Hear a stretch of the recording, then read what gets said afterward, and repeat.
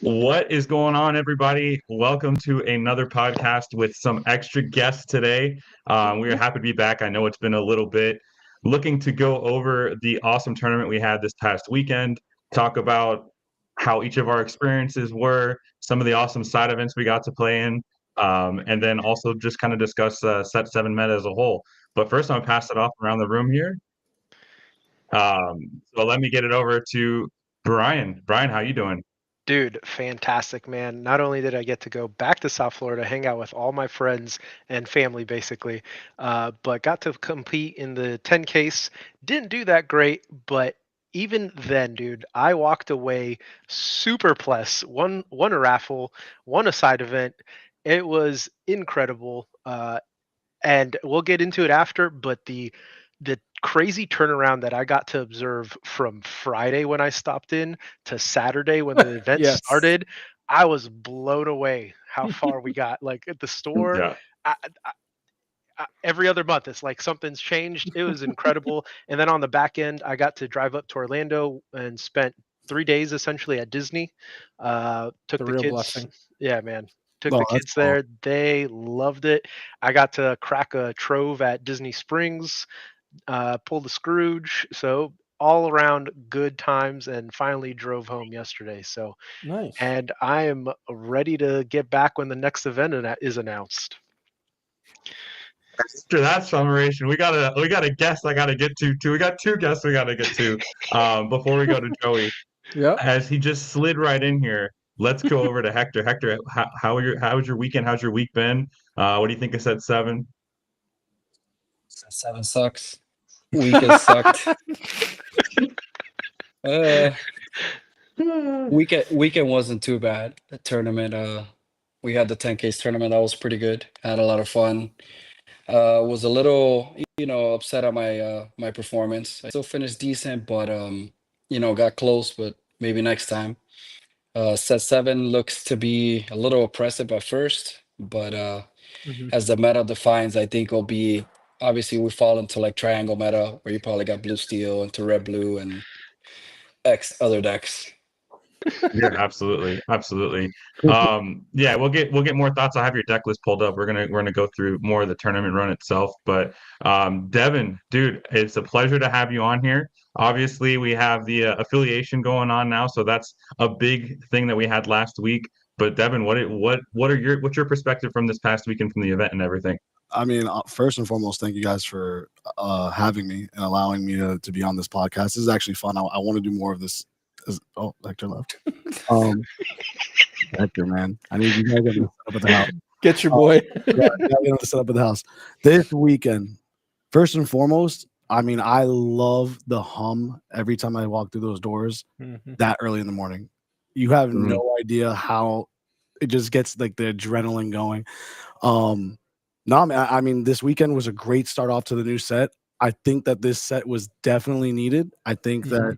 it's a breath of fresh air to finally see Blue Steel come into the mix and do what it does. And I'm a little upset. I don't want to talk about this whole Oswald situation because I have a little Mhm.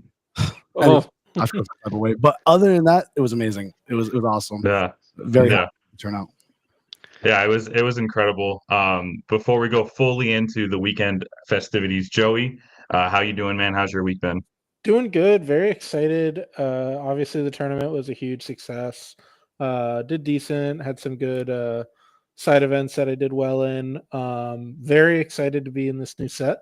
Get some new things to talk about, new cards to play with. Obviously, the big bad is Blue Steel right now, but what like I keep talking to everyone, we're not even a week into the meta. The set's not Yeah, even been released for more than a week.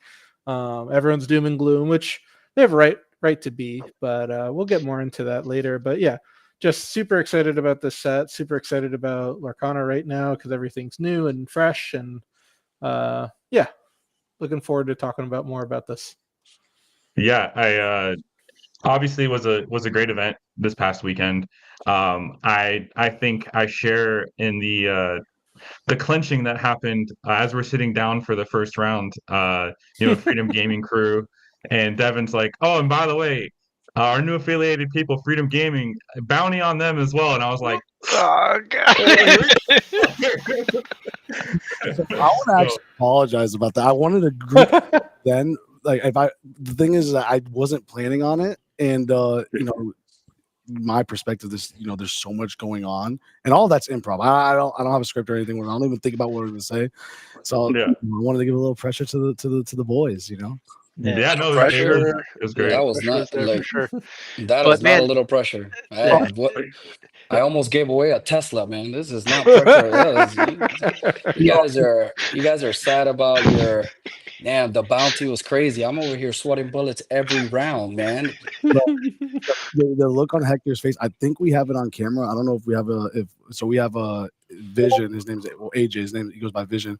We have him on staff, and all he does is go around and he records. And I believe we have a TikTok with Hector's face when I'm saying. Oh, I can't wait for that. We're gonna do a little. We're gonna meme it. Can you face those when I put the face on you, bro? Oh my god. Hector's out here taking like a stomach medication because every single round, he'd get up and be like, "All right, this time I didn't give away X amount, right?" And then not only that, but like every single time that Devin steps up to do the announcements before like everything kicks off, the crowd, like it's like you guys mentioned, the hum is already there, but then you have, especially for newcomers who haven't seen it happen in person yet, like, okay, bounty on this guy, bounty on this guy. They're you like, get a what bounty, is happening? You get a bounty. Bro, it's like Oprah. And people are like, it is a box, 2 boxes, and then get to Hector. Oh, you 2-0 this guy, you get a case, and people are like losing their minds. Like everybody wants to play the people with the bounties, and I think it just adds that much more excitement. It is such a great like little tidbit to throw in, and people eat it up, man. It is awesome. It's actually great because people tend to want to play the full tournament just because now there's so many bounties. There's a chance that you play one of them, you test your skills against us, and if you take us down, you still take a good amount of prize support. Like the person that beat me, he took more prize support than I did. And so that's the point, right? Not to get too much deep into it, but coming from a space where I have a perspective that's a little different than all these other, maybe from someone else, where I get to see like all the, I guess, the challenges we may face for our locals amongst a spread of different card games, right? So one of which is being that we have some of the best players that are curated in South Florida, and that's by history, not just SSG, but we're just known for really good card players. So when they come to our locals, a lot of these newer players or a lot of the players that aren't as competitive, they don't get the opportunity to really take advantage of winning prizing. Maybe because they don't even because a lot of them, they don't have the ability to play as much as we do. The point is that it gives everyone a chance to walk away with something, right? And they're I not know walking your away. big thing. No, I was gonna say, I know having conversations with you a bunch, your big thing is iron sharpens iron in that building, right? So you want these guys to be playing at as high a pressure as they can. So the people on your team, your boys, right? Like the people you're affiliated with, whoever it is, you want them to play under that pressure. So that when they really are playing at those national stages or as tippity top as it can be, it's nothing to them because they've been playing under pressure all the time. So awesome strategy. His big thing is to stress us out. That's what it is. I love it. So when we get to the big stage, it's not stressful. It's just another local. Listen, and for a lot of players, again, I just try to go based off of my experience. I don't have the accolades like Mr. Hector over here, younger Yu-Gi-Oh protege. But no, I don't have the experience. But what I do have is, like I said, not to keep sounding redundant, but I become a lot in the poker world. A lot of tournaments, and it's a real thing not having that type of exposure to being in one of those like niche scenarios to where that we call it the final table, heads up. There's not a lot of places you can play heads up with somebody where something's on the line.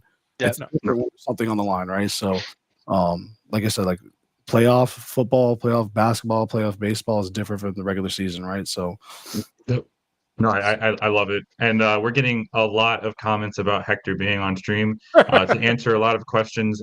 This is the Hector that we mention all the time when a new guest comes on and says, "Hey, am I on before Hector?" So that meme is being buried now. Hector finally made it on the podcast, so we I'd like can. to thank everyone for making this happen, allowing me to be on the podcast. Like, it's a big step for me because, like Devin says, I feel blessed. I was told in 2023 I was going to be on this podcast, and now it's 2025. We finally made it happen.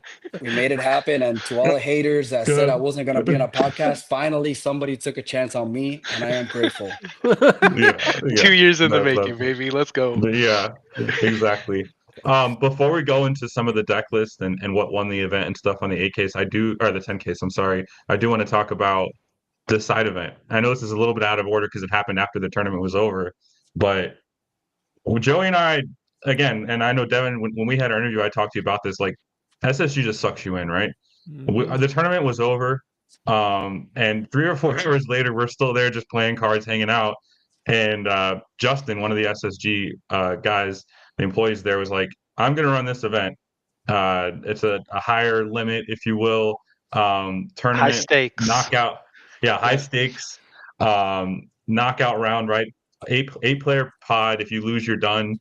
A little higher entry, but if you win, you're going to pick 4 enchanteds, and I'll show you the pool that you're picking from. And I think there was 10 cards, right, Joey? Yep. I don't want to see. Yeah, so 10. It. Yeah. Don't So say it. they were random, and as he's getting the cards together, he goes over to Devin and says, "Hey, I need your Japanese Elsa." As he's getting them together, so as he's showing us these cards, they are coming out of Devin's deck to be able to play this event.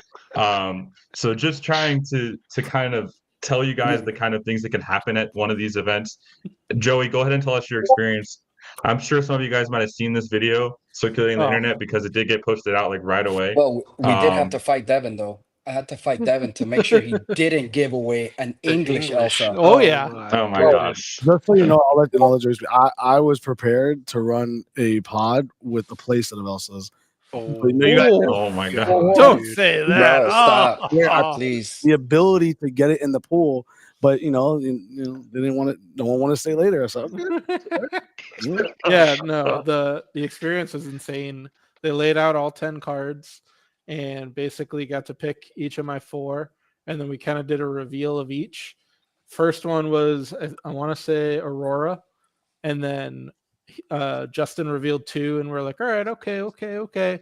And then that next reveal was the Elsa, and everyone lost their. It was insane. Yeah, it was crazy. pandemonium.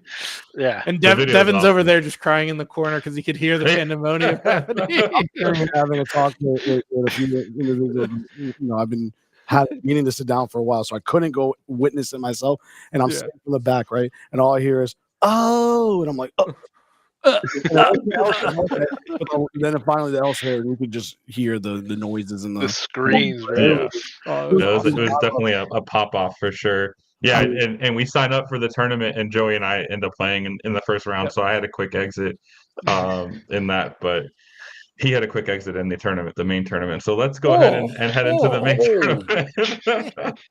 Before we get into the tournament, though, the biggest shout out I think is to the judge staff.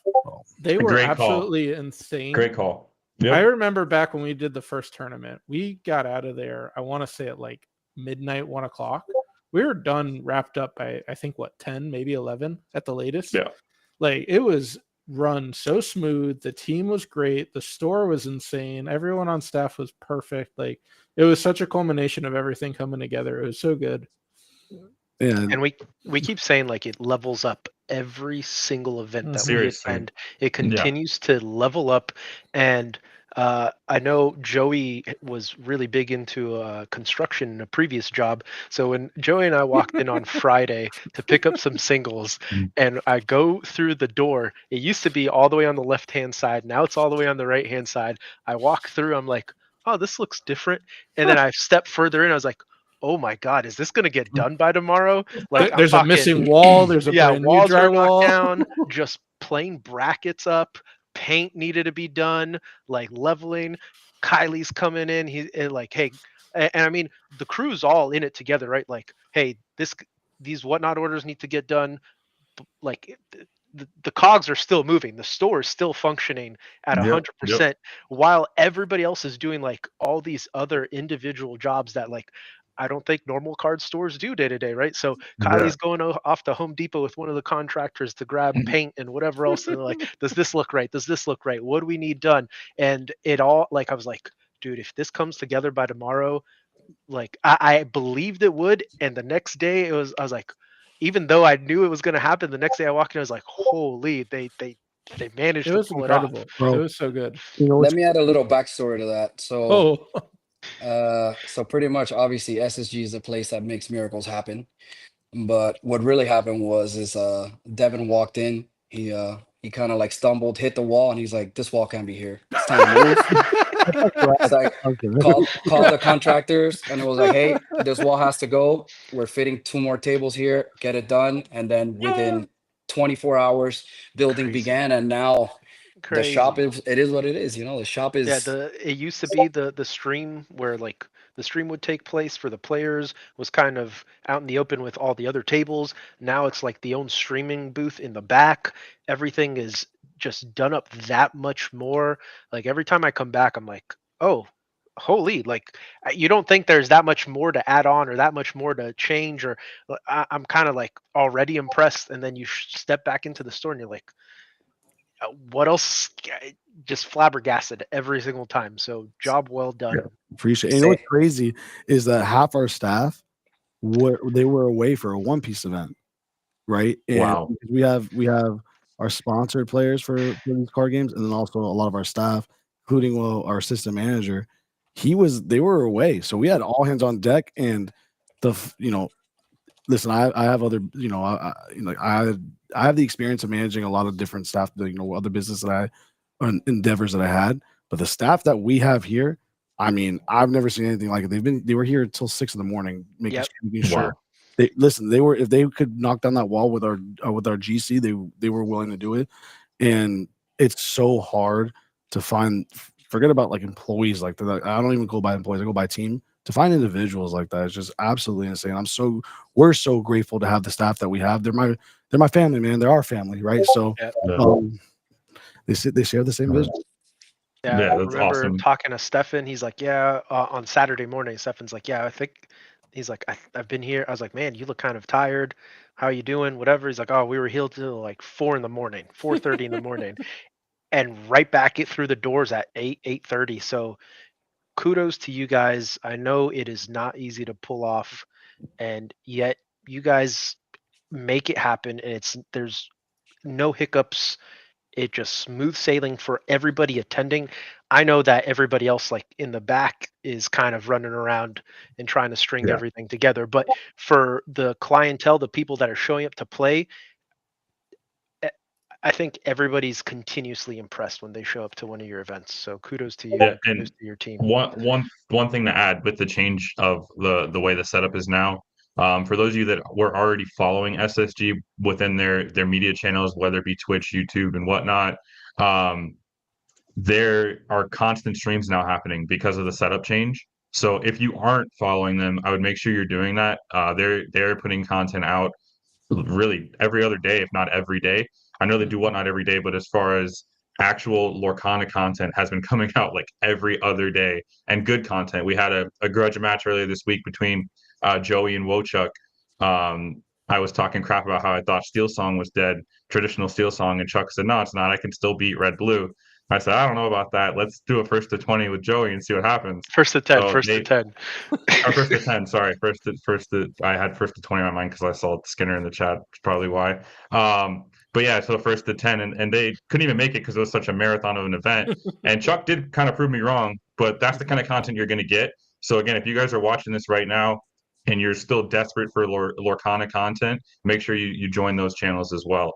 Yeah, I know that was a little bit of a segue, but I wanted to get into the actual event, the 10Ks tournament that was really what kicked off the competitive scene for set 7.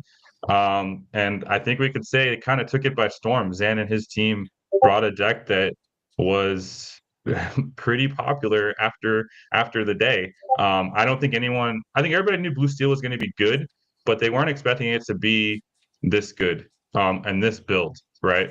So the winning deck list was Jeremy and again Jeremy and Zan worked on this deck together. You're leveraging Oswald. You're playing that blue steel package with a lot of the cards that you just got this set with Scrooge and Tamatoa to be able to recycle those items that draw that cycle themselves. Joey, I know you got to play against Jeremy early on in the tournament. What are your thoughts on this deck list? So when I first saw him, I want to say in round 4, which stopped my undefeated run. I didn't know what to do in game 1. He kind of he won the die roll. He dropped an Oswald on 2, and I didn't have an immediate answer. And it just kind of popped off. He got a lucky dime on turn 4, I think, off an Oswald trigger. And the deck just like did its thing so efficiently. It has really good removal. It has really good interaction early on with Bell. It's able to close out the game with a Pete by stopping your opponent from being able to interact. Like obviously Tamatoa 6, being able to get back all the items, just like everything, just the efficiency, the synergy that was going on within that deck is just insane. In game 2 on the play, I was able to interact because I kind of understood what was going on. I knew what target pieces were to hit, and then I was able to take it. And then game 3, he just opened up like a god, and it was just like Bell on 1, Oswald on 2, and I just didn't have any answer for it. I think it was again just another turn 3 dime, and I was just like, cool. And then he got a workshop out, and then I was like, all right, I'll Cusco the workshop. And then he plays a Hiram, and I don't have an answer for Hiram. And it was just like draw card after draw card after draw card after draw. And I was just like, ugh. Now you know what it feels like to play against red blue. Just drawing a bunch of cards and you have to watch. Shots fired. Hey. I will add to that funny thing about Oswald. Many months ago when Devin started playing, he really liked Oswald. He was like, hey, I really like this card. I want to make it work. It's such a great card. I'm like, at the moment, I don't think there's it's no like enabler. It's not viable. But then now with this new Tamatoa, with all these like Blue Donald, Blue Donald. Turn 1 Bell is extremely consistent with a Storm or a Strength. It gives it a lot more reach. I think the Bell is the big thing because it covers. Now you have a deck that not only wins the late game, because blue's always been one of the best colors in the late game, but now you give it this tool that gives it board presence right at the start of the game. Basically having Cinderella, right, with the song package that it has. That's I think what really catapulted the deck. Yeah. And I will add just, that day, because obviously Oswald's what got me into the game, right? I immediately got the D23s because I was so obsessed with them. But after not only watching but play testing this package, and when I say package, I'm talking about the popsicle. Even the popsicle Bell alone then you add that Tamatoa, the Tamatoas, Scrooge McDuck. You add that package to any color color. Oh my god, it's insane. It's absolutely incredible. The utilization with Bell is insane. That's what really drives it. So you take Oswald's out, Oswald could be obsolete, and you feel super ahead playing this deck, right? So it's just very interesting. It's just because the core of the deck, it has just 8 cantrips, right? Like you have the 8 popsicles pretty much that you just turn 1, and then the Bell comes for free and replace the popsicle. It's like you did anything. A 3/3 turn 1 that buys you more time to set up your Oswald, your Tamatoas, and then imagine a deck that could actually play 3 dimes, which is and bring it out on turn 2, even turn 3. So it wild. It hits even without. But even then, it's like the hits are good and bad. Like we saw on stream, Zan missed 12 triggers, and he still did well. Exactly. Like I think in one of my games against Jeremy, it was just like he bottomed a Tamatoa, bottomed another Tamatoa, bottomed a Tamatoa, and he still won the game. I was just like, what am I watching? Like, what is going on right now? We were talking to Kylie's, who he's our general manager and he's part of the SSG family and team, and he was explaining today, like, we had this big talk. I mean, it's still a continuous talk. He believes that the problem isn't the Tamatoas, isn't the Bell, it's Popsicle and Fortisphere, right? Yep. Agreed. All a card. It's insane, right? So he believes that that in others as well that they should errata it and just change it to where they don't draw. Because you look at all the other spheres, you're not drawing a card with the other spheres. Yeah. Right? That's literally what maybe- Mikey said word for word, I think, earlier. Just get rid of the draw I think I said it to Kylie. I think I said it to Kylie. Yeah, I think but I don't think you get rid of both, but I think you get rid of one. And Or I you think know it's what? you get rid forced of you. both. Or you If you get don't rid feel of like both. getting rid of them, just up their cost. Make it cost 2. 2. Even it, you believe it, like it's the same argument I have for Coil. Coil's a great card, but making it at 2 ink, it forces you to play it in a different way, in my opinion. At least when I play it, like I like to develop it later in the game, like when I'm on 5, where I can like utilize it right away. Yeah. Because usually when with blue, I want ramp on 2, and that's what I guess the way I like to play it. So it contradicts what I'm trying to do. So imagine if Popsicle was 2 ink, I think it would change the dynamic of the deck a little bit and make it a little different, not as crazy as it is now. Or of course, Flabbersham is still pretty crazy. Make it draw 1. Yeah. That would not be Yeah. bad either. Because 2, it's just crazy. If you don't answer it right away, Flabbersham runs away with the game. Yeah, and I was just gonna say, Gabe mentioned a good point in the chat there. Jeremy, I guess, talked about it, it being a 2-drop. So you're really not investing that much to get it on the board. You're not paying this really expensive card like a 4-drop location or something like that could get answered super easily. It's just a 2-cost card that you're inking. You're not playing it on 2. You're normally playing it on 3. So you at least can ink after, and you get immediate effect from that. Whether it hits or not, you're digging further down that deck to find some of those powerful cards. But then there's times where you hit that dime right off of turn 3 dime is insane. But yeah, no, it's a really cool deck, and it's a cool concept. I like when a team brings a different archetype, a different perspective than what you would expect. So I thought it was really cool for them to bring this deck. Brian, you want to add anything? I know you didn't say anything yet. It's a smaller problem, or to a lesser degree, Belle being a 3 cost that can obviously just sack the item, play it, and she can sing 8 of your removal spells. That can be, I think, people are finding that a little bit oppressive too. So I think a cool errata to Belle would be to give her the what's the can't sing like clause. okay. The ability, I forgot what it's I called. know what you're talking about. I think it's on Ariel. She wouldn't be played. She wouldn't be played at that point. I don't think so. I think she still would be. I mean, she's a 3/3 on 1. She could have been a 2-drop as well, like 2 ink instead of 3. Yeah, that would that'd be have good. definitely made her a lot more balanced. Just because Keep everything the same.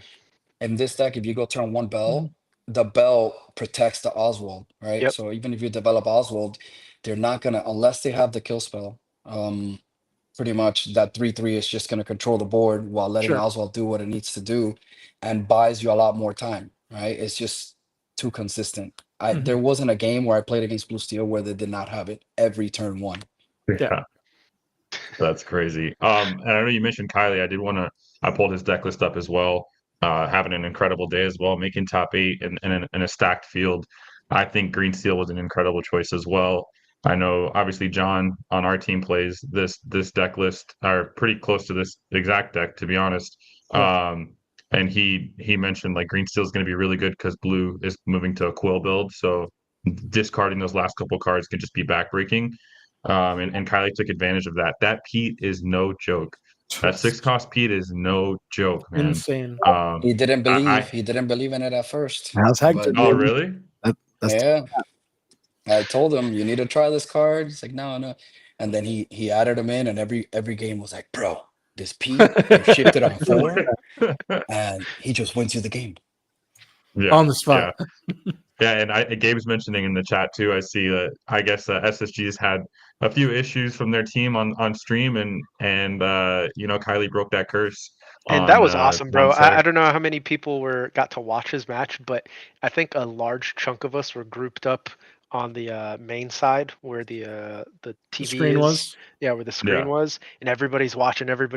Then he swung in with the Pete, and then like basically got him the win and like secured his victory. And everybody's like, yeah, and like popped off and walked around, go congratulate him. So that was a really cool moment there too. Which was really cool for us, at least as a store, and even myself. Kylie, he's obviously the general manager, so he doesn't have enough time to put in the reps as someone else can, right? So he's very passionate about the game. Forget about the game, Disney itself. I mean, he's diehard fan. So the fact that he was able and he was running on literally 2-3 hours of sleep. I'm not even kidding with you, right? So the fact that he was able to place and do as well as he did, super proud of him, man. Like I want him to continue to be able to grind, but obviously growing the store and whatnot. So he has really well. And this is not the first time. So usually we have like a little running joke where we provide the deck list, we just hand him the deck and he walks in and does his thing, right? It's happened several times. A good example, we went to a set champs before July when we went to the Dallas DLC, and he showed up. He's like, yo, do you have the deck list? I gave him card for card my deck list, right? I scratched out the name, he put his name, took the list, he makes top 4. And then we're going to Dallas. Yo, you got the deck list? We give him the deck list. Man just goes in, destroys the competition, and it's just like a Top thing. 32. I mean, Top 32. but you have to have a certain skill cap and understanding of the game to just not practice at all. Just pick up a deck, see the card, say, "Oh, this synergizes. Let's go ahead and destroy everyone." And I mean that says a lot about you too, Hector, right? Like he's obviously putting faith in your deck building skills and just going with whatever that is. No matter what color it is, he knows that you've done the research, you've done the play testing to know, all right, this deck is good, you can play this. This is probably your play style without even having to look at the 60. I mean, he probably skims through the cards, said, all right, here we go. I think in one of my games at the middle of the day on Saturday, because I played Kylie towards the end of the day, I don't think he realized that Pete even did what Pete did. Because I went to sing a song and I didn't know what Pete did. He was like, "Oh man, you weren't supposed to be able to sing that song last turn." And I was like, "Oh, I had no idea," So it's again, it's just it's a testament to you and what you do for your team. So it's just cool to see that you guys have that kind of relationship to where he'll just trust whatever you say. I'm gonna give him a starter deck next.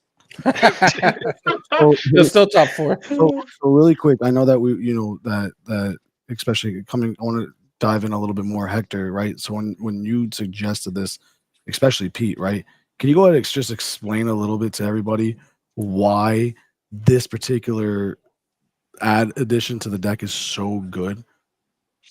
Because so before I get into that, the reason why I told him that I thought Green Steel would be good for him, because this is kind of his play style, right? Based on what throughout the time that we've known each other and we play, this was kind of his play style.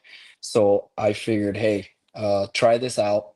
As soon as the Pete came out, I thought it was a great card to add just because if everyone's playing Blue Steel, like a Shift Pete, you prevent them from singing. And on top of that, even if, let's say, they don't have the song, he's just turn 4, 5/5 will resist 1, right? So it's kind of hard to remove it. Like there's times where it's brought out to the board and you trade 2-3 things into it, and if you don't have a removal, he just sticks there and he kind of gives you like an edge, right? And you pair that with Diablo drawing cards, Pete locking the game down, and it's extremely hard to break the board.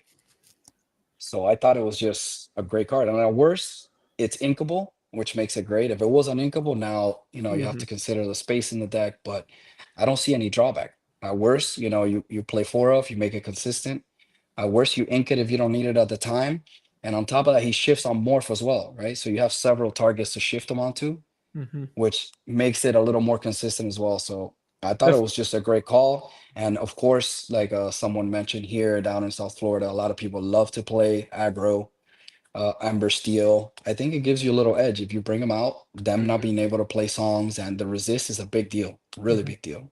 I think what we talked about with like Blue Steel and stuff is one of the things that makes Lorcana, like one of the most broken things in Lorcana is cheating out cards for free. And singing is one of those abilities that like you can just sing a storm, sing a strength, sing all these different removal spells. And the mana efficiency of that is just through the roof. And then you also develop 2 or 3 other characters, like singing a whole new world and drawing 7 cards and then playing 4 more cards. Like it's an insane ability to do. So now you throw that onto Pete. Now these decks that are leveraging singing have to use their mana to remove Pete before they can start to sing. Throws off sequencing and stuff like that, which is also super important in this game.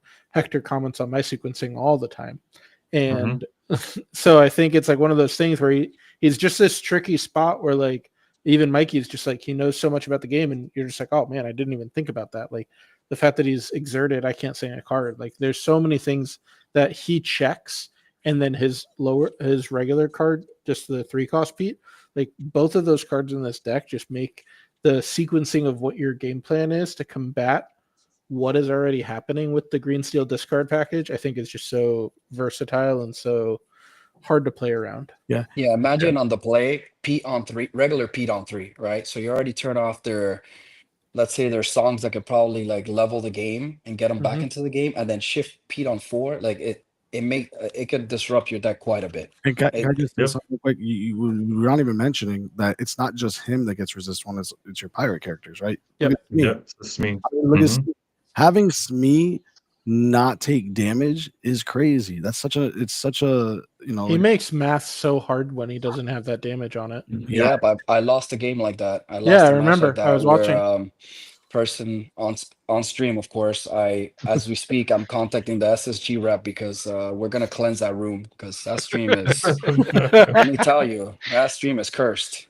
But it does make I had a super goof in hand, and he had a Smee, and I thought, okay, well, he's gonna swing with Smee, I'm gonna super goof it, and then the super goof contest the board, but he went ahead and played a second Smee and then used his last ink to play a Captain Hook. When I saw that Captain Hook, I was like, well, thank God I won one game, so I don't give away a case. But this is looking bad. That 1 damage makes such a difference. And you're right, that resist synergy with Smee is great.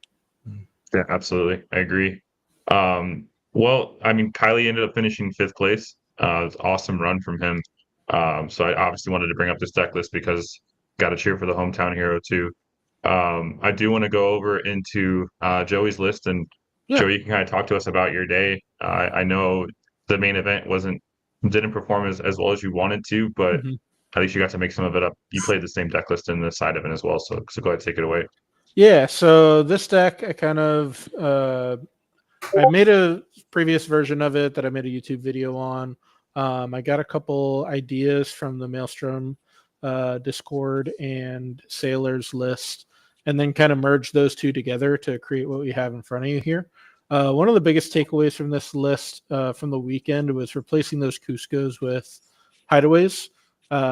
He seemed really good in testing prior, but just being at 6 cost, it was just, there was so much aggro in the room that it wasn't worth having that body late in the game. But here, just leveraging the Bell, leveraging the Scrooge, leveraging the new Tamatoa, playing a horde of items. I believe this listed 22 or 23 items. Unconventional Tool is one of my favorite cards to play with on the weekend and just in this set in general. Being able to pop it with a Bell or a Hiram to be able to pay 1 for a Fishbone Quill or a Maurice's Workshop was like the most just high value thing I've ever liked to do. Just all these different synergies of what we used to do in the red blue decks, but then you add Coil. Coil turns on your Sisus. Coil turns on your Medusas. Coil turns on every trade imaginable that's profitable. Your brawls are just insane. I was able to kill Maui Sharks with 1 ink with Medusas. Like, it was just super high value. It makes all the math way easier. The deck that ruined my run was Blue Steel. I lost to both of them. One was the Oswald version, and then the other was the aggro version. And the aggro version I had a good game into. It's just he won the die roll, and on game 1 and game 3, he just had the nuts, the god hand of Bell into Smee, into Pete, into Manor, just every single time. And then just followed up with Hiram, and it was just like you just couldn't keep up with the velocity. And I think I inked the Vitalosphere in game 3 when I knew I shouldn't have, and it ultimately lost me the game with not being able to rush out to kill the Manor. But when I got to the side event, like, the deck was just firing on all cylinders. I won a box in one side event, then did the high roll side event, and just played Mikey, and they were some insane comeback games. Like, the deck just kind of popped off. The synergies of the items go hard, and that was fun. Yeah. That was fun. That popped up on me. I was like, And also too, keep in mind, that was the first major term. I mean, literally the next day, right? So you didn't have to really take the reps. So when you go into the event and then don't do as well as we planned, you go into the side events, you're able to get more reps, and like, okay, now I'm figuring this out, right? Yeah. Yeah, and I did a lot of testing prior. Like we've been playing a ton the week prior, yeah, 2 weeks seriously. prior. Put a bunch But of the set like, already.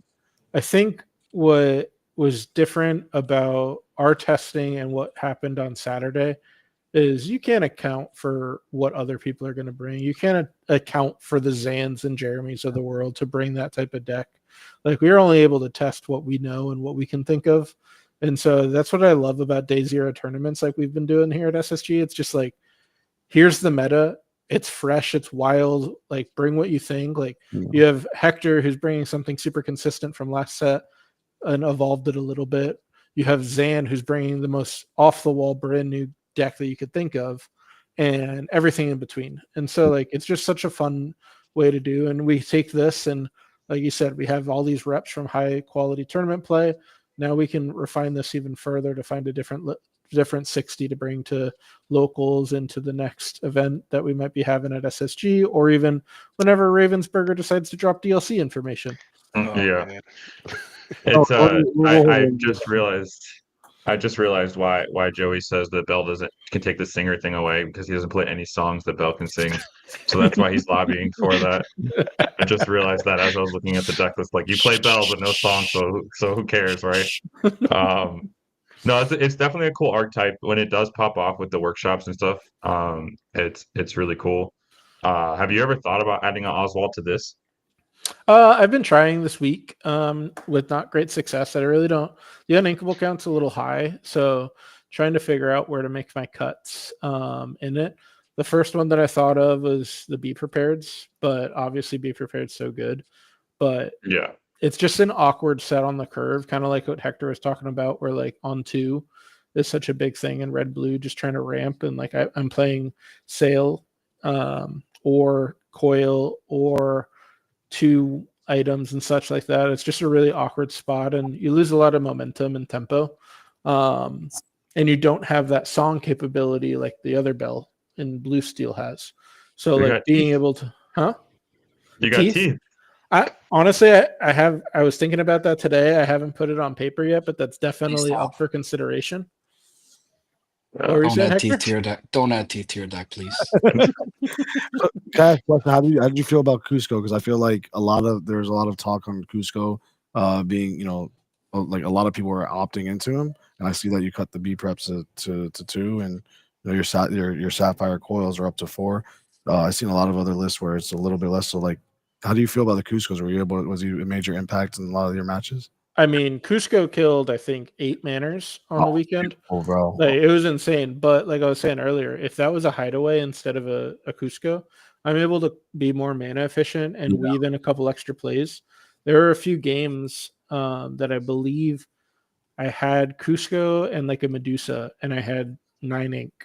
And it was just like, oh, I can't do both. So I have to choose to use the Medusa to kill the thing, and I'll kill the location the next turn. And then they play another threat, and I'm like, oh, I have to remove that as well. And so then those locations just kind of build up where it's like, if it's a hideaway, okay, 2 mana here, play a Sisu here. Like, all right, now we're starting to do things. But like when you're having all these cards that cost so much in my removal suite, it just takes up so much. Yeah.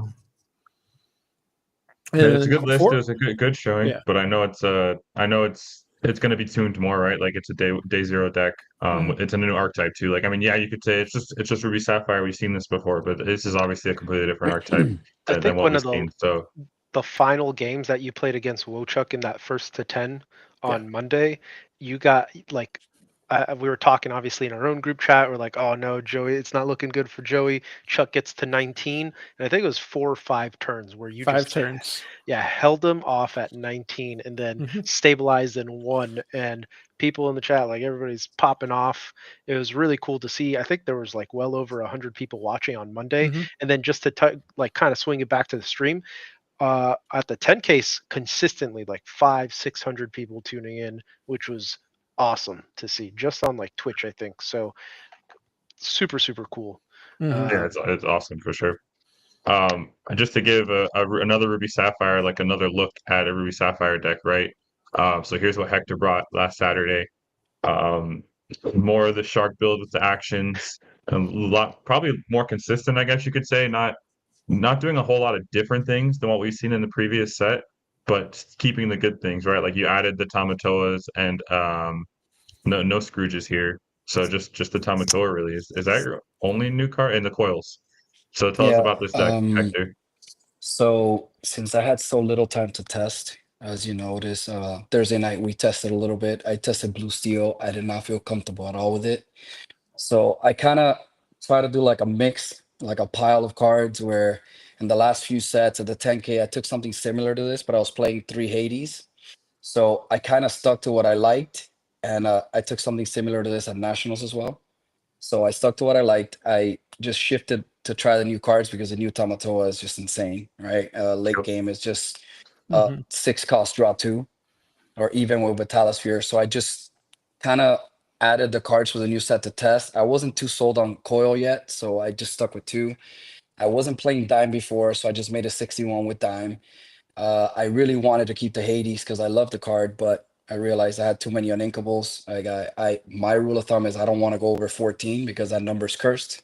So I went ahead and I took out the Hades, and I thought about it. You know what? I still want that removal to be able to answer the sharks because I realized there's no Maleficent Dragons. So I added 2 Let It Goes just to test it out. This was kind of like in theory like a test deck, which I'm eventually just going to keep refining the numbers until I find what I like.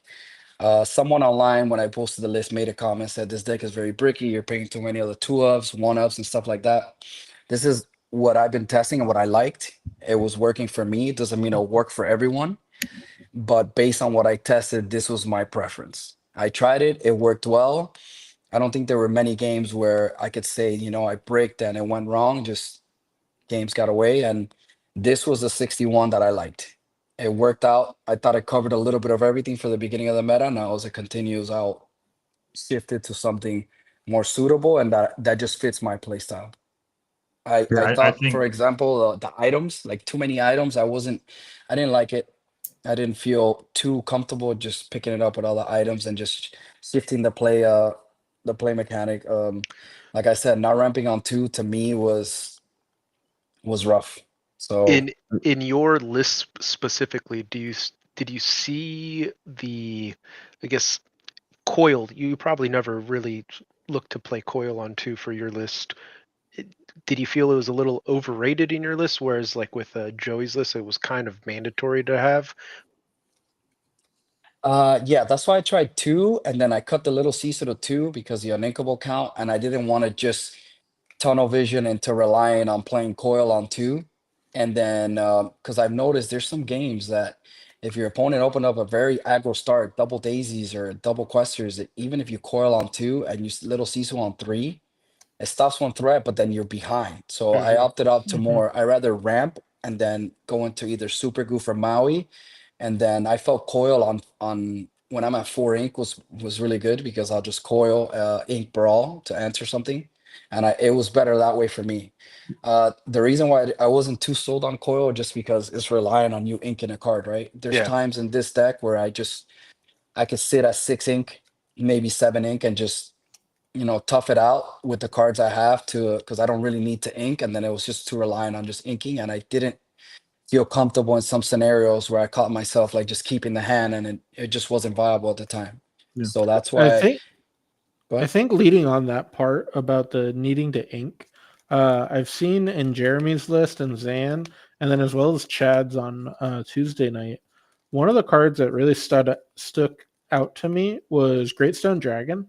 Yes, Being able agreed. to just like consistently every turn, it is an ink no matter what, because the card density that you are playing and the removal and the trading that you're doing just in challenging, you always have a character in your graveyard. You always have a plethora of cards in your graveyard.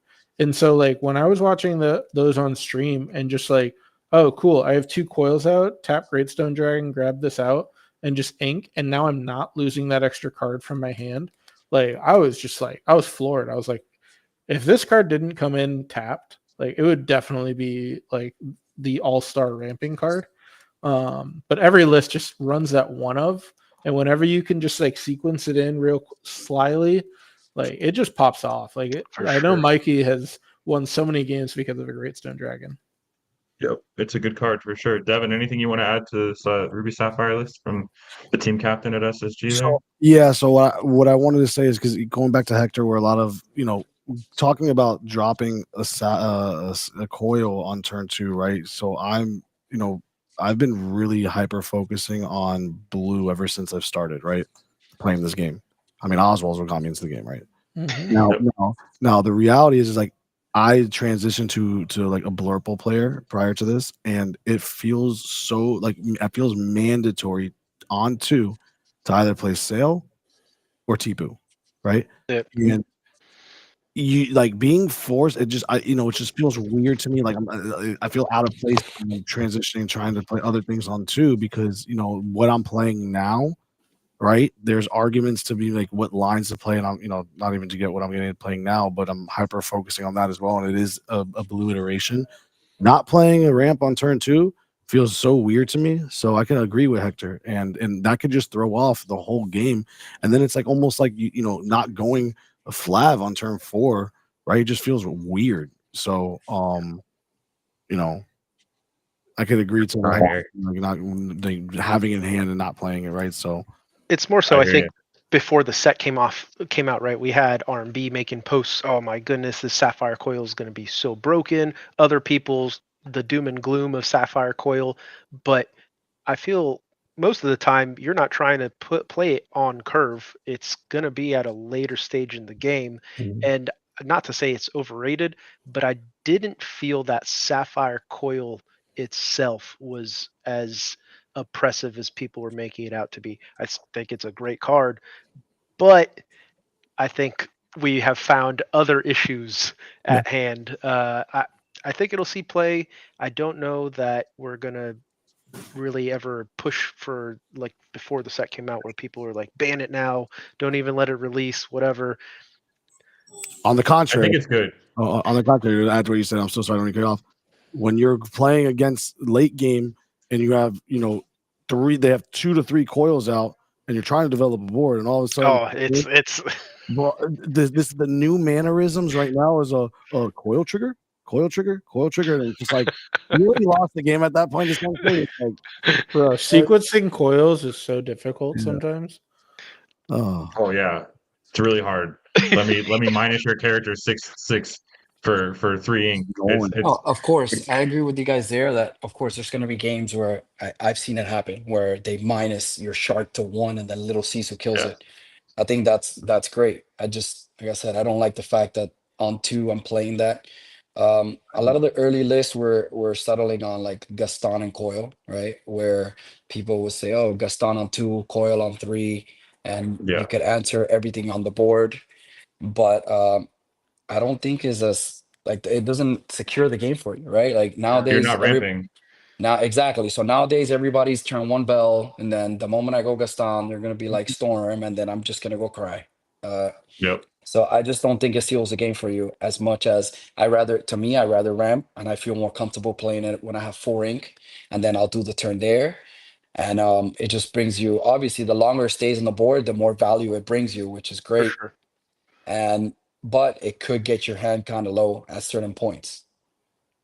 Yep, absolutely. No, I agree. I think it obviously was consistent. You got top 16 with it. Had a good day with it. I know that's not where you want to be, but it's still a good showing in a 136 player tournament. Being top 16 is very respectable. So I'm gonna go ahead and I guess I could talk about Brian's for a second. I know Brian. There's nothing to talk about. I loved the testing, and at the beginning when we first started testing before, leading up to set release, I had so much success with the deck. It was a green-blue list, and absolutely loved it. I don't think there was like 1 or 2 days where I didn't drop a single game against Joey. And then obviously as he developed his deck more and more, things started to even out. I thought I had game into just about everything. And first round, played against Blue Steel, and I beat it. And I was like, awesome. Unbeknownst to me, that blue steel player wasn't doing what all the other blue steel players were really getting to do. So I kind of lucked out, played blue steel again round 2 and lost, and from there it was just downhill. But side events were great. I think I got to play in a side event with Devin. Unfortunately, we didn't get to meet each other in the finals. I got to play against God, who was it? Eddie? Yeah, Eddie in the finals. Oh, Eddie, yeah, from Illuminati, yeah, from absolutely. Illuminati. Lorcanonum. Yep. That's awesome. Yeah, so I'll go over mine. We got a couple more deck lists, and then we got something else to share with you guys. So hang in there. We have one more big announcement we're going to get to towards the end here. I'll go through the Blurple list I brought on last Saturday. Tested a ton. Like Joey mentioned, we played a ton of games, and as I kind of slowly started going closer and closer to a set 6 deck, it felt better and more consistent. This is where I landed. I felt like I had a lot of game into a lot of different decks. Wasn't expecting the Oswald deck, and I will say I don't think the matchup is very good for Blurple into the Oswald deck because you don't have a lot of interaction that's going to stop them from being able to do their thing. So yeah, that matchup could be pretty bad. I think normal blue steel is manageable, especially with Bell. Bell on turn 1 to friends and to like swinging Bell and shifting her is really good against blue steel because you can normally take out a Calhoun that way. Yeah, so I just kind of took from the new set the idea of playing Popsicle on 1, getting a Bell down, and being able to sing friends, and still keeping the ramp. I think I missed ramp 1 game out of the whatever 20 something games I played with only 3 sales instead of 4 and 4 because you are seeing a lot of cards. I will say think I have the numbers somewhere, but out of all the games, I think I missed Bell on turn 1 like twice out of all the games for the whole day, and a good percentage of that I find Popsicle first, and then play the Popsicle and draw the Bell off the Popsicle. That happened so often for me. Um, yeah, I mean the deck is fun. I think that it has taken a rung down on the tier list from where it was. I think that the rest of the meta is a little harder for Blurple to answer. It's doing some more unfair things, but it's still a playable deck for sure. Um, I ended up being, I think, 12th or something like that on the day. So it was still a respectable showing. That's Just awesome, dude. obviously, again, I had to play 2 green seals, which sucked. Wasn't anticipating that. Green steel, I think, is one of the worst matchups for Blurple. I lost the die roll twice. I beat one of the players mid game. He asked me, "Are you really a bounty?" And I said, "Yeah." Like I don't know why he asked me that because it was 1-1. We're going to game 3, so I guess his mind was thinking that he was gonna beat me or something. But I was like, I get to go first now. He went first both game 1 and game 2, and we went 1-1. And I was like, all right, now I get to go first. And I just kind of ran him over at that point. But I was just like kind of taken aback. Like, are you really a bounty? And I was like, yeah, I'm really a bounty. Yeah, come catch these hands, man. You think I'm not? Come Exactly. catch these hands. Exactly. And then a match with Kylie was great. Obviously, he has a lot of practice against Blurple, so I think he knows what to do a lot of the time. It's really hard to interact with them if they go Ursula on 3 on the draw. We don't have anything to do on the play. It's a lot more manageable. But no, I think the deck list is good, and I'd recommend people try it if you are wanting to try Blurple. Just know you're probably handicapping yourself a little bit because I don't think it's the best one of the top 2 tiers. I really don't. You could pick better decks for sure, but it is the most fun deck to play. I'll say that. Um, any questions from you guys on this before I want to add Devin's deck into here so we can talk about that one a little bit too. Did you 'Cause it's ever have any, like, how often did it come up the bell shift line where you belled on very one or, yeah? Well, what happens a lot is the shift after like a more low to the ground deck where I can swing the smaller bell into something, um, and then shift it and heal. That happened a lot. And then late game, having a lower costed bell available for me. If I had a popsicle sitting there the whole day or the whole match, and then all of a sudden I play this bell for free, and then I'm able to shift it. That happened a few times as well. Because again, I was almost always keeping popsicles, so I'd play them whenever I saw them because they're cycling cards anyways. And then at some point, I know I'm going to play a free character. And that free character either enables my Mim Dragon plays or enables that shift line cheaper. So if I saw that bell off the top, I could play that other bell for 3 if it's going to help me take out another character. So it's almost like a pseudo removal spell, right?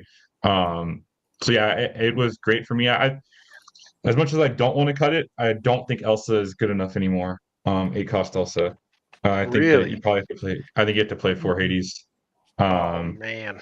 I would agree with you. I And think just Hades is like that inherent removal. You ramp into Hades and you just remove everything there. Tamatoa. I love Hades. I was playing 3 myself. I think it's a great yeah, card and a blurple. Even you can loop it, right? It just becomes so obnoxious. But just Hades bounce is a tough yeah. line to break. And And with Dime being so popular, Elsa doesn't stop anything from diming it, right? So I think that's what makes her a little worse. You'd rather just have the straight up removal, and I would almost play 4 Hades and a couple Let It Goes somewhere in there, so you just have that much removal. I love how it. did the Mim Dragon I mean, work for you? I think it's still good. It's good as a one up. I wouldn't play any more than that. But again, the amount of times that I played a bell for free and then ship put a dragon on the board happens so often. And then also like having a bell out, bouncing it with a snake or a fox, and then playing it for free with the existing popsicle is also insane. You're just kind of like resetting the board there.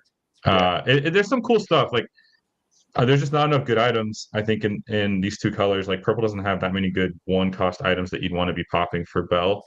So that's why it's tier 2, I think. So hey, I wanted to pull up Devon's. We can talk about Devon's list too. One more question. Yeah. I see that obviously you replace some of your 1 drops, like Diablo, just to play the line of the 4 bell. Like, would you say it kind of shifted the consistency of your deck as before you were open up, multiple 1 drops, and now if you open up bell, it has to be relying on you opening up one of your other items. So you could say it makes it a little harder for you to just open up with the consistent 1 drops, even though you said, never mind, you said that you opened up with bell almost every game. So Yeah, and I mean, so the way I mulligan with the deck is I will throw everything back except 1 drops and ramp, right? So even if I find 1 drop, like one drop in my opening hand, before I mulligan and no ramp, I'm throwing all 6 back. So the chances of me running into more 1 drops is very high. Um, so even if I really only want 1 off the rip, unless I'm sailing into another. But there's so many times you kind of just go through that and you're already into your deeper stuff that the 1 drops are kind of not as relevant. And Popsicle being able to immediately draw is what you want your 1 drops to do anyways, especially in a blue steel meta where they're popping that bell and wanting to be able to storm something. Popsicle is like you'd rather play that over everything because now that makes their hand a little clunky. They don't have that thing they can storm right away. And then if you go sail into another popsicle into a bell, they're like, oh crap, now all I have is this 3T. If I sing, I'm gonna die. So no, I didn't notice it. I did think about playing a Diablos instead of brooms for that reason, because if it got blasted, I'd still draw a card. Mhm. But I just ultimately ended up playing the ones that I had in there. Yeah, I was gonna say So because you'll notice when you go to my build, and that's the reason why I was surprised. Not surprised, but I prefer the Diablos over these other 1 drops because of that sole reason. But yeah, but yeah, like drawing into that popsicle, like immediately not giving them the satisfaction, not even satisfaction to play to pop one of your 1 drops, bro. Play testing in the beginning, it was an answer for everything. It was so obnoxious. And not just into Blue Steel, but also Steel Steel Song. Song. Yeah. Yep. Which I did play again. So yeah, and I will say this build is the best I've ever felt in the Steel Song. Obviously Steel Song took some hits, I think, from this set, but this build getting a bell out against Steel Song it is by far the best version, right? All right, so here we go. We got Devon's list here, loading up. So obviously Devon on a Blurple list as well. Devon, tell us about it. So the only thing that was a little different is I took out 1 goat and I added 1 Let It Go. Okay. Now going to exactly what we were just talking about is I included the Diablos, but I took everything else out because I didn't include the library because when I was playing, I was feeling great. I mean, I was feeling great going into the. I'm excited, and then I played Blue Steel, low to the ground against Jack, aka Ghosty. And the night before, biggest mistake. It threw me off, right? So that's when I immediately he just had an answer. I couldn't win a game. So what I did was I ended up taking out all the 1-drops in the libraries, and I instantly added the popsicles for the bell line, just so I could go ahead and sing into friends, because there's no better feeling going turn 2, sing into friends, playing, drawing into your TPO or going into your sale, right, to ramp. I loved 4 Hades and I loved 4 Elsas, right? You know, I was able to, if it was too much uninkables, I was able to go with the TPO if it felt clunky. And then I liked opting into the 4 the bells, the shift bells, because of I just felt her, like, again, shifting and singing to me was just so important, even though it's just friends, right? And then being able to heal when I ran the 4 Elsas as well. So Yep. No, it's definitely true. I will say I was just reading in chat here, Dingus Khan saying, "You guys, would you care to peek at my list? I really feel like it has a shot."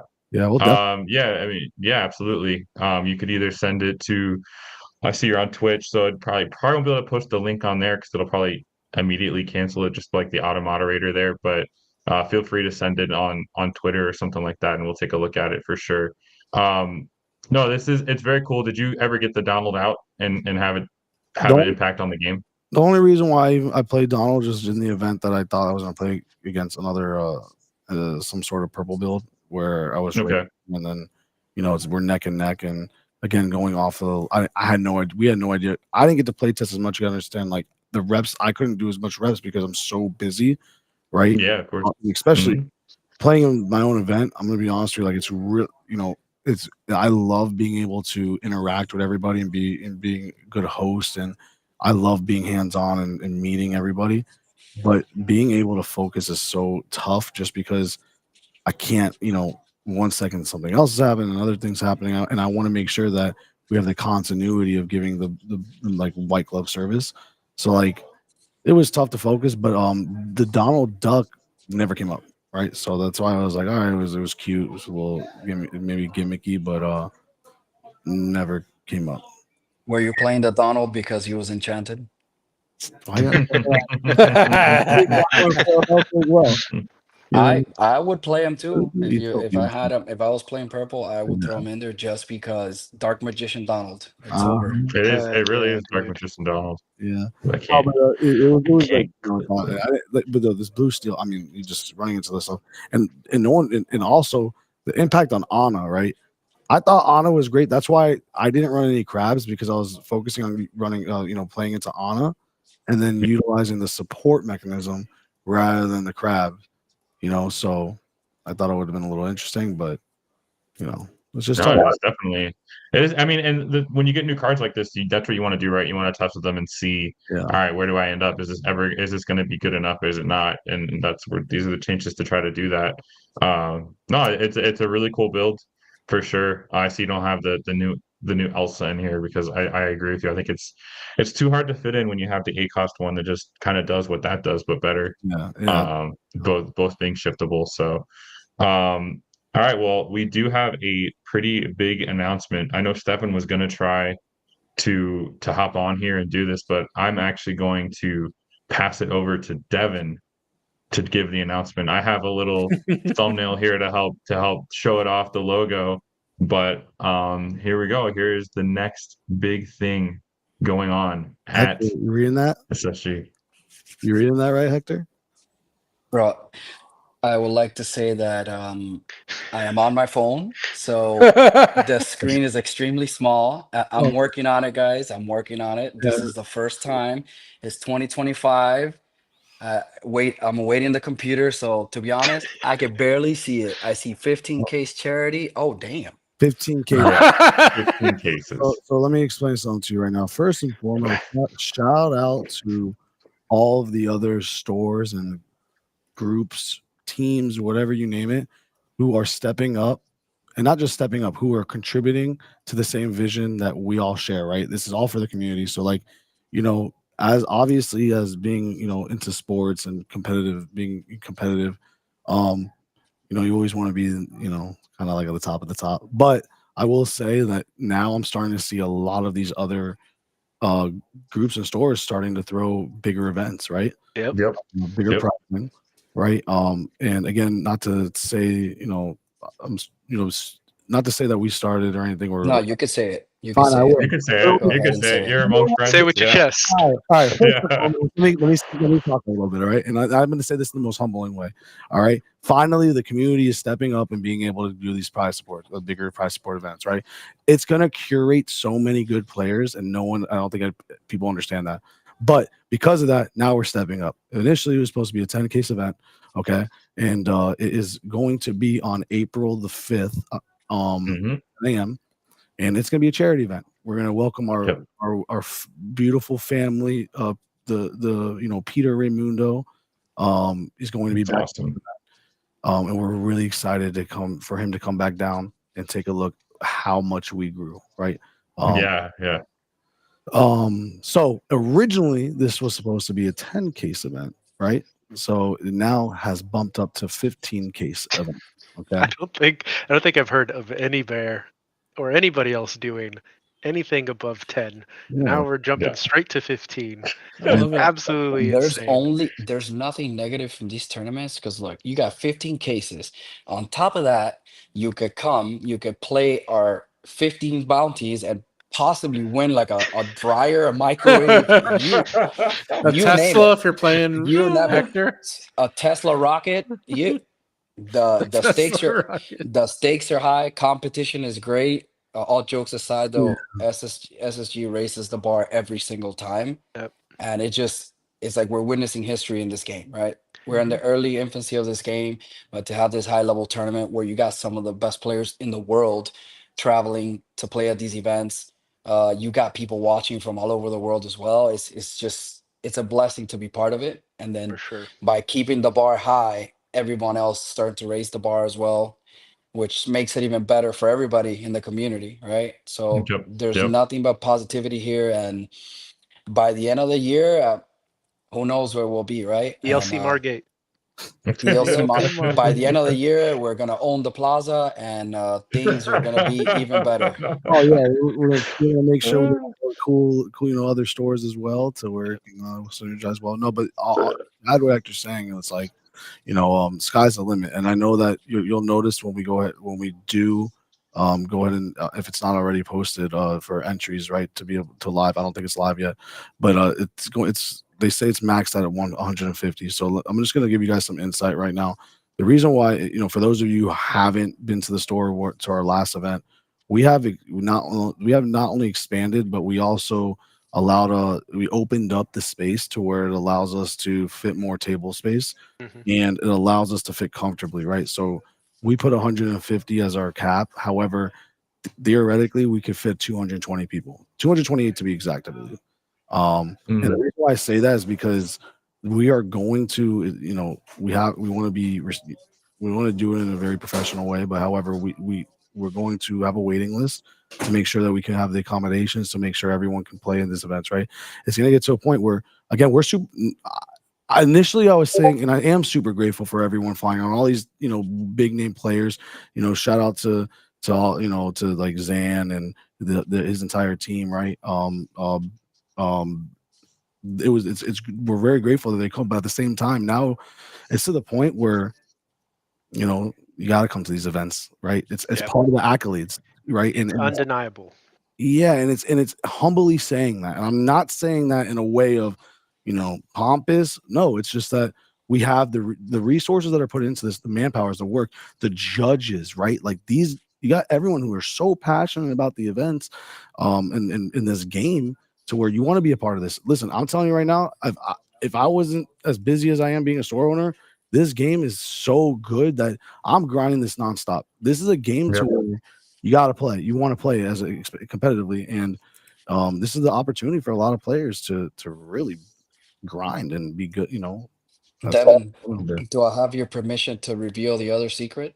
Just say it I don't know what it is, but yeah, let's go on ahead. stream. Yeah, Well, just to let you guys know, SSG is so great that in the future, I'm not saying maybe this tournament, maybe in the future tournaments, we're gonna be selling Cuban coffee. So we are. once that Oh my happens, God. once that People are gonna happens, be Qué rico. itching, bro. Bro. once that happens, you don't even need to leave the shop. So Yep. we're gonna reel you in even more. Exactly. All The people jokes that are going to aside, come from out of Florida and have I that have are going to no be like, idea. this is so great. And then they're going to be like, No, why was first the thing whole they're gonna thing do, they're gonna so look at the tiny little cup, be I Yeah. want a mad double. confused, and be like, "Oh, Yeah. let me get another," and then Yeah. 30 minutes in, be like, "Yo, what did I just take?" We're tweaking. Yeah. something else other than the jokes, something that you could say about SSG as well. When you go to a regular DLC, right, it's usually 2,000 man tournament, or let's say a low end one is 1,000, right? But let's say a 2,000 man tournament. Let's say you have to worry about 300 players, right? You could avoid some of these players until later in the event when you're doing extremely well, or high roll, whatever everyone likes to call it. But when let's say you come to SSG in such a compact tournament, you got a 140-man tournament, but what, 20% of the field, 30% of the field has won Golden Mickeys, is qualified for Worlds. Yep. Players have qualified for Nationals, so it's tough. And the mental fortitude you need to get through these tournaments is not easy. So everyone leveled up at these tournament. So Yeah. that's another thing that people don't see. And I want to also say as well, like, speaking earlier to where a lot of, taking into consideration these top players, they really, maybe they don't see it, but not for whatever reason, but there's a lot of players that get a little intimidated playing against them for the first time. For whatever, I'm not going to say for whatever reason, because I do understand that, you know, coming into the space, you're playing against the most world-renowned players in this game. But like, again, not to sound pompous, but I played when we first had our major events and everyone, this exposure we're getting and everyone was coming. I'm talking about Zan, Bevins, everyone. I wanted my sponsor players to play them, so I said let's do some private, like little private matches, right? Competitively, and during that time, I'm like, let me play you guys. I don't have the most experience and exposure playing this game and the most repetition as everyone else, but I come from other card games, right? I got a gauntlet, right? I don't know if you guys, some of you know, but I played against Bevins, I played against Zan, and first of all, they're gentlemen, they're super cool. Shout out to both of them, man, and that whole team.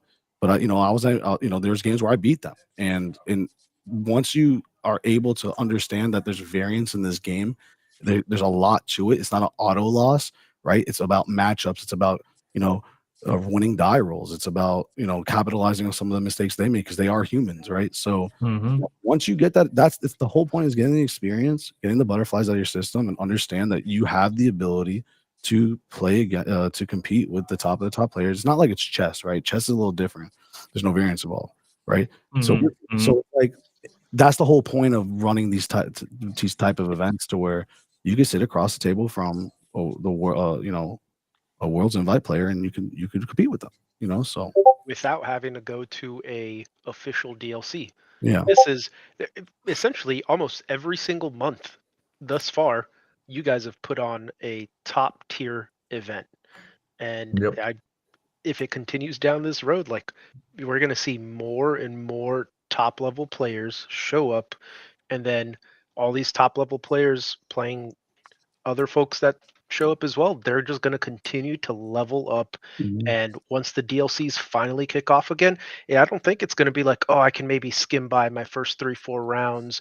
I can dodge, the super competitive players. It's going to be a grind. All 7, 8, 9 rounds, whatever it is, of just death match after death match. And these people, I think by the time DLCs finally get announced, with all the passionate people that are continuously playing the game, from the time from nationals to whenever this next DLC is, the competitive field is going to be leaps and bounds above what it was previously. Well, I will say this. You did bring up a good point when you said, oh, they have experience, against these well-known players, and the top players are going to attract more.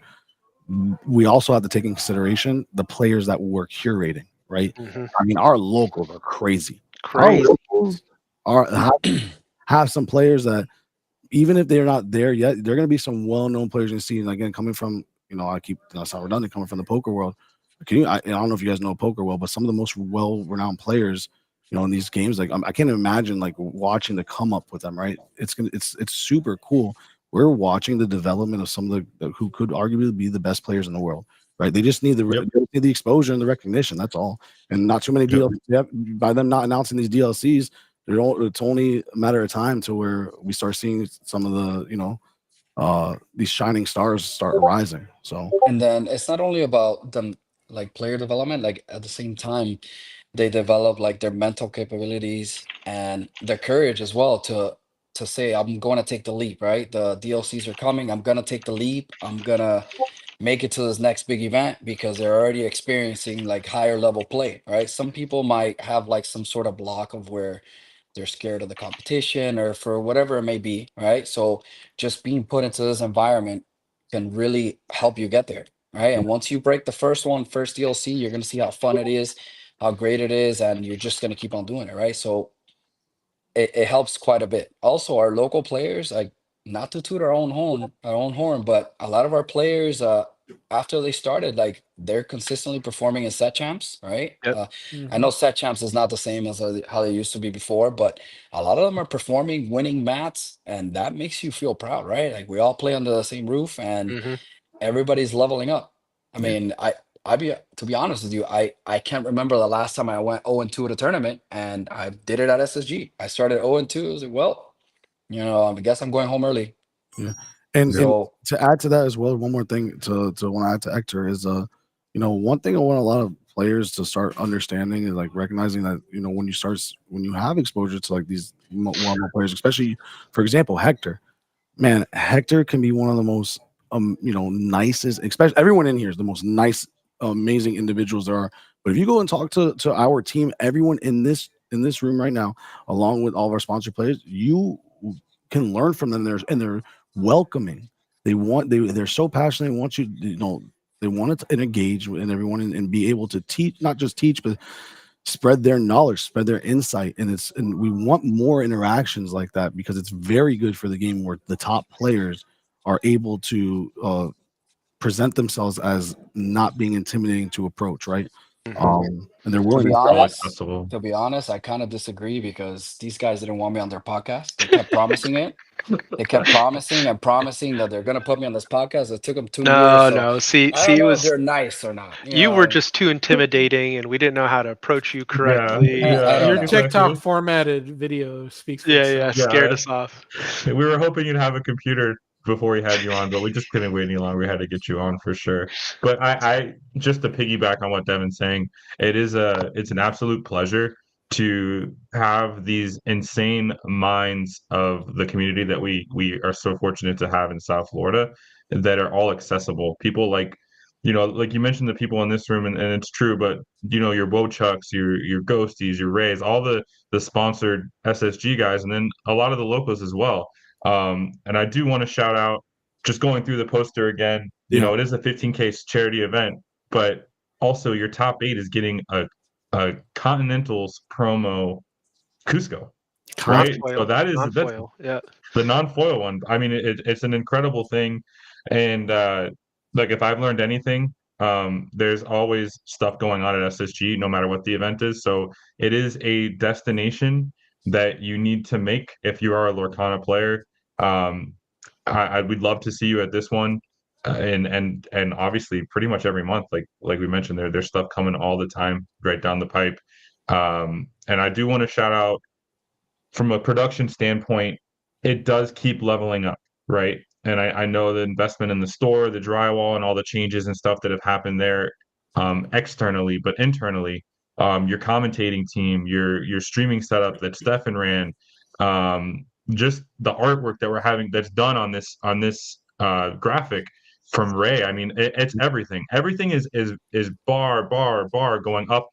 So you better grab on, right? The rocket ship's taking off. So grab a hold, right? Yeah, we appreciate that, the recognition for that, because the team and everything that goes into this is absolutely, there's a lot of man hours, a lot of passion. But one more thing about the event I want to speak of. I'm so sorry if you took that, because I think everybody should understand what it is and why we're hosting this event and who's attending, right? So first and foremost, again, shout out to Peter Raimundo, gentleman. I wish I could see him more. He's a blessed man.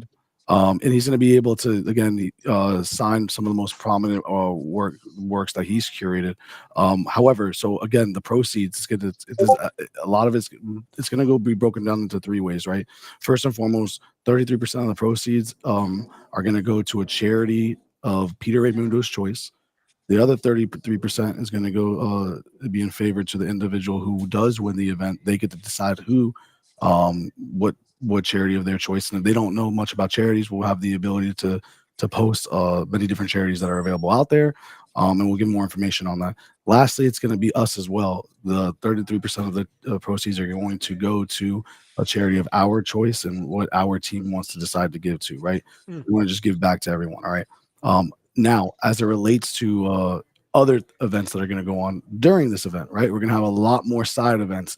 I know that you guys were speaking earlier about some of the crazy shenanigans that are going on. We're going to have a lot more of that. We're going to have some more unique events as well, not just, about just to get, sealed product. It's going to be a lot of really cool items that we have been sourcing out. And then we're also going to have like I said, more opportunities for that as well, right? Now, if we do exceed, like I said, we're the point where if we do exceed expectations, where there's over the cap and there's a waiting list, and we do open that up, then there will be more additional pricing adding, right? So again, that's what we do. We want it to be bigger and bigger. I know you're saying that very casually, kind of on the side, if we go over cap, throw some additional pricing. It's not just going to be like a little. There's always going to be a Tesla.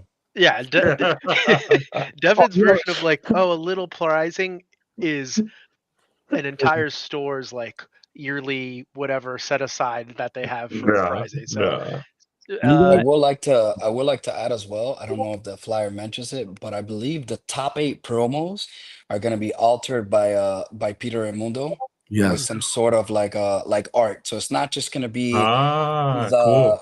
the Cusco promo. I believe he's going to be making custom art on these Cuscos, so it gives it a little bit more value as a nice little memorabilia to have. It's not just the basic Cusco, you could just get online. Yeah, and signups go live tomorrow at 8 p.m. and Melee links were posted in both chats. I see Stefan saying donate to SSG after this event. We're gonna need it. That's funny. Yes, come raise my blood pressure. Take some cases from me. Yep. Make me have to do extra labor to clean the shop because I gave away too much price for it. I have to say this is something that I've never gotten the chance to play in. Something of this setup, right, where you're being able to donate it to a charity of your choice. It gives you a sense of not just self-pride, but just the motivation for because my mind starts ticking when you're all right, if you do win this, whatever proceeds that you're going to get, where would it go?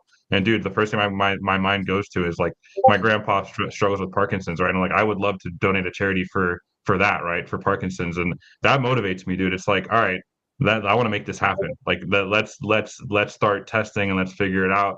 And we need these kind of events. We need motivating things in the scene to create innovation.